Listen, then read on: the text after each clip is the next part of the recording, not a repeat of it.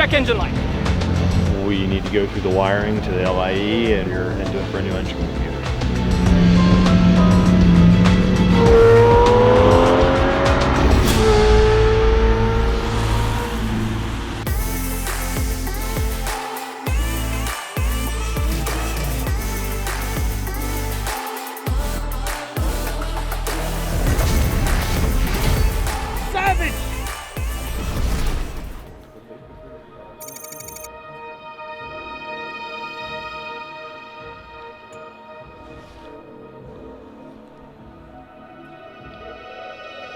Either the wiring shorted or the LIE's internally.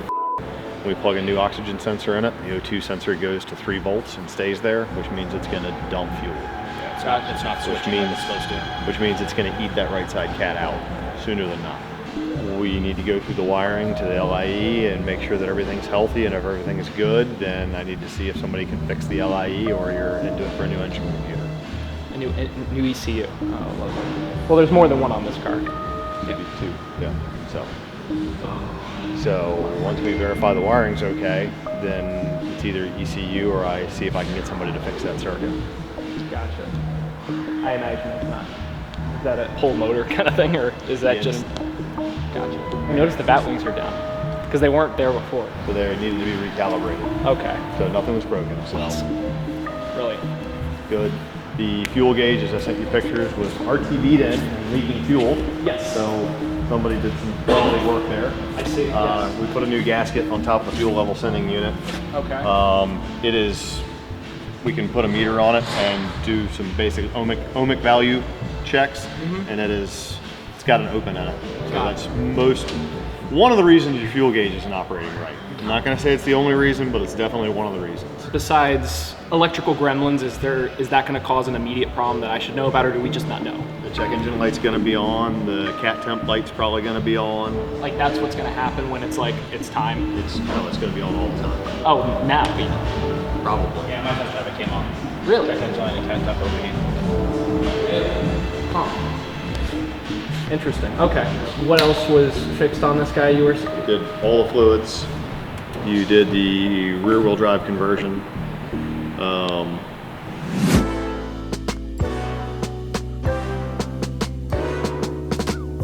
Ooh.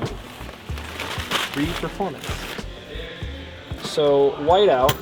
His LP640 was actually on the Hoonigan. That's a Hoonigan, like when they did the burn yard and daily transmission and all that stuff.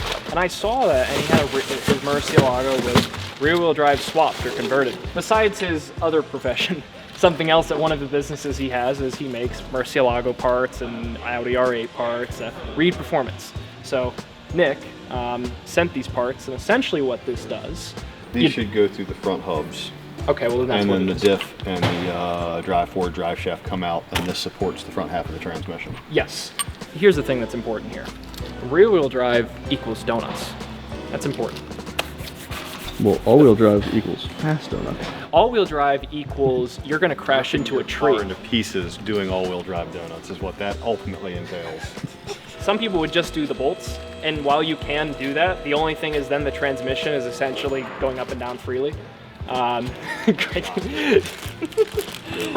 don't do that, please. Don't. Some people have done that, but or do that. Come see us. Yeah, you will make Greg a large amount of money. But,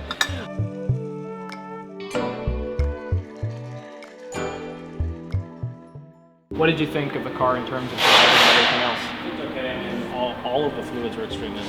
No coolant in the expansion tank. The F1 reservoir was pretty much empty. The power steering reservoir was pretty much empty. The rear diff fluid was... Oh, it was horrid. It looked like the original fluid. Really bad. Black and smelled burnt. Jeez. The left front shock's just starting to leak. Yeah, Greg mentioned that. Not a massive. Okay. Okay, very good. Well, hopefully, pray God nothing else happens. Thanks for doing the fluids and everything. Do we know why they were all low, or is it just age and lack of maintenance? Okay. All right. That's a bit scary because this car supposedly has very documented service. Supposedly. What's the difference between Jiffy Lube servicing a car and somewhere that knows It's what they're very doing. different. It's very different. Yes.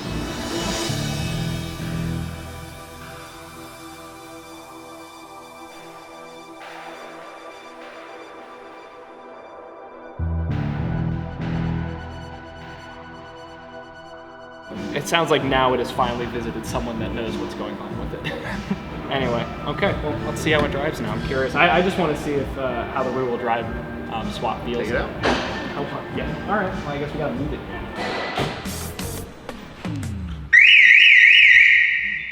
Yep, that's a Mercy.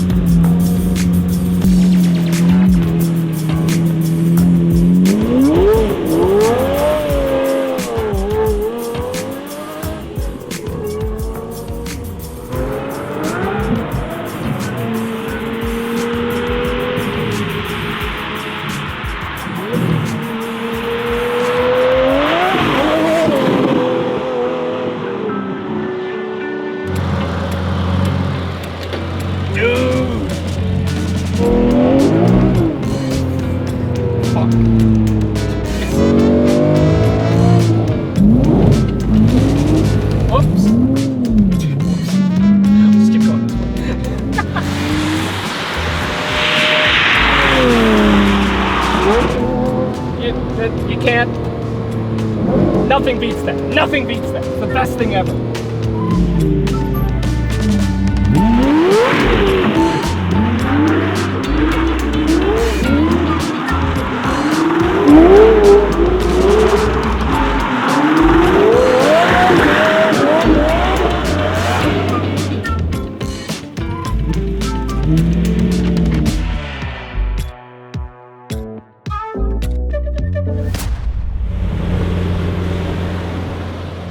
First check engine light.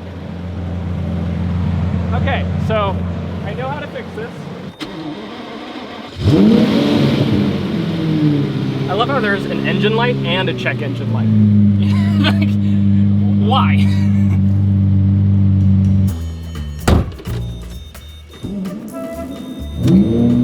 Will the check engine light go away? Nope, okay, that's fine. Well, I think we have learned something here. The check engine light, not only when we, essentially, I think what happened is I hit red line, like I wanted to see if I could get it to bounce once. It might have, I have to check the footage, but once it hit red line, when we were going loop-de-loop, that's when the, oh, it has self-adjusting. Did you ever notice that? When you put the seatbelts on, it tightens it for you. So, Mercy's kind of pick and choose where they want to idle. It just fluctuates as time goes on. Some people might think that's concerning. Mercy's just, that's normal for these cars. There we go. Oh, that was good. Okay, and all the lights just went off on my dash, and now they're back on. What's going on? Oh, This is new. it's fun. I wonder if it has anything to do with the lights on the car. Were your headlights not on? Well, now they are. I could see.